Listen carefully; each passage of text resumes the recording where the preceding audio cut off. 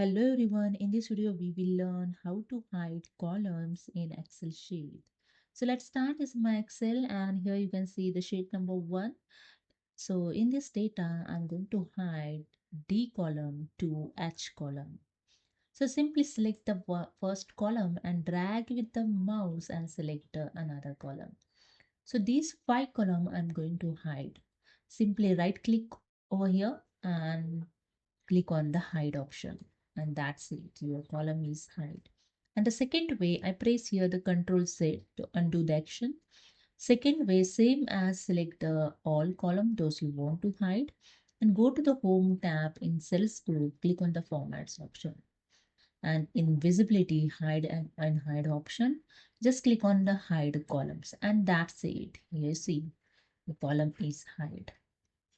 Okay, and the third way, I use again Control Z, undo the action. Now I use here the shortcut key Control 0 to hide the columns.